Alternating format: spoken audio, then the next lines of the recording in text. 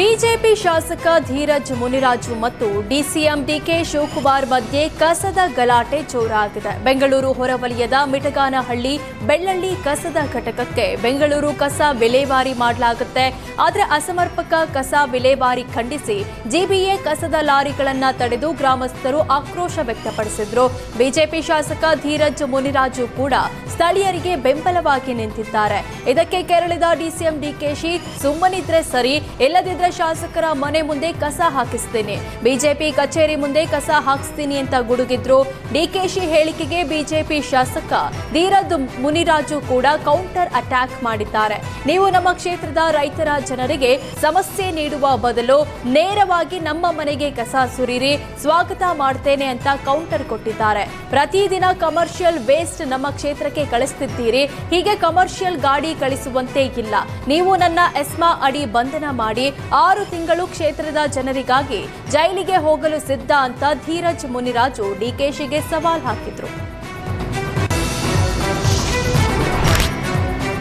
ರಾಜ್ಯ ಸರ್ಕಾರದ ವಿರುದ್ಧ ರಾಜ್ಯ ಗುತ್ತಿಗೆದಾರರ ಸಂಘ ಸಿಡಿದೆದ್ದಿದೆ. ಬಾಕಿ ಉಳಿಸಿಕೊಂಡ 37,000 ಕೋಟಿ ಹಣ ಪಾವತಿಗೆ ಒತ್ತಾಯಿಸಿದ್ದು ಮಾರ್ಚ್ 5ರಂದು ಕೆಲಸ ಸ್ಥಗಿತಗೊಳಿಸಿ ಪ್ರತಿಭಟನೆಗೆ ಗುತ್ತಿಗೆದಾರರು ಮುಂದಾಗಿದ್ದಾರೆ. ಬೆಂಗಳೂರಿನ ಫ್ರೀಡಂ ಪಾರ್ಕ್ನಲ್ಲಿ ಬೃಹತ್ ಪ್ರತಿಭಟನೆಗೆ ನಿರ್ಧರಿಸಿದ್ದಾರೆ. ಈ ಬಗ್ಗೆ ಗುತ್ತಿಗೆದಾರರ ಸಂಘದ ರಾಜ್ಯಾಧ್ಯಕ್ಷ ಆರ್ ಮಂಜುನಾಥ್ ಪ್ರತಿಕ್ರಿಯಿಸಿ, ಸಿಎಂ ಸಿದ್ದರಾಮಯ್ಯ ಈವರೆಗೂ ಅಧಿಕೃತ ಸಭೆ ಮಾಡಿಲ್ಲ, ಬಾಕಿ ಬಿಲ್ ನೀಡಿ ಅಂದ್ರೆ ಅದು ಹಳೆ ಸರ್ಕಾರದ ಬಿಲ್ ಅಂತಾರೆ. 2.5 ವರ್ಷವಾದ್ರೂ ಅದೇ ಕಾರಣ ನೀಡ್ತಾರೆ. ಎಲ್ಲಾ ಸಚಿವರು ತಮ್ಮ ತಮ್ಮ ಪ್ಯಾಕೇಜ್ ಮಾಡಿಕೊಂಡು ಸುಮ್ಮನಾಗಿದ್ದಾರೆ ಅಂತ ಆಕ್ರೋಶ ಹೊರಹಾಕಿದ್ದಾರೆ.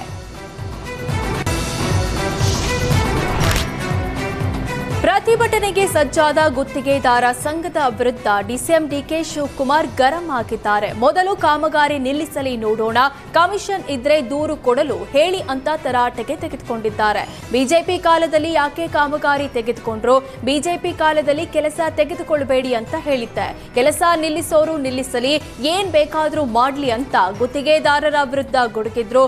ಬಜೆಟ್ನಲ್ಲಿ ಎಷ್ಟಿದೆಯೋ ಅಷ್ಟು ಬಿಲ್ ಬಿಡುಗಡೆ ಮಾಡ್ತೇವೆ, ಬ್ಲಾಕ್ ಮೇಲ್ ಮಾಡಿಕೊಳ್ಳಲಿ, ನಮಗೂ ಮಾನವೀಯತೆ ಇದೆ ಅಂತ ಕಿಡಿಕಾರಿದ್ರು. 10 ರಾಜ್ಯಗಳಲ್ಲಿ ಖಾಲಿಯಾಗುವ 37 ರಾಜ್ಯಸಭಾ ಸ್ಥಾನಗಳಿಗೆ ಮಾರ್ಚ್ 16ರಂದು ಚುನಾವಣೆ ನಡೆಯಲಿದೆ. ಈ ಬಗ್ಗೆ ಕೇಂದ್ರ ಚುನಾವಣಾ ಆಯೋಗ ಮಾಹಿತಿ ನೀಡಿದೆ. ಏಪ್ರಿಲ್ನಲ್ಲಿ ವಿವಿಧ ದಿನಾಂಕಗಳಲ್ಲಿ ಈ ಸ್ಥಾನಗಳು ಖಾಲಿಯಾಗುತ್ತವೆ.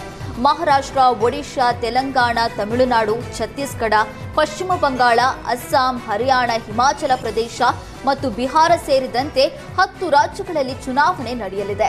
2026ರ ಫೆಬ್ರವರಿ 26ರಂದು ಅಧಿಸೂಚನೆಗಳನ್ನು ಹೊರಡಿಸುವುದರ ಜೊತೆಗೆ ಚುನಾವಣಾ ಪ್ರಕ್ರಿಯೆ ಪ್ರಾರಂಭವಾಗಲಿದೆ.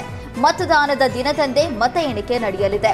37 ಸದಸ್ಯರ ಅವಧಿ ಏಪ್ರಿಲ್ 2026ರಲ್ಲಿ ಮುಕ್ತಾಯಗೊಳ್ಳೋದ್ರಿಂದ ಚುನಾವಣೆಗಳು ನಡೀತಾ ಇವೆ.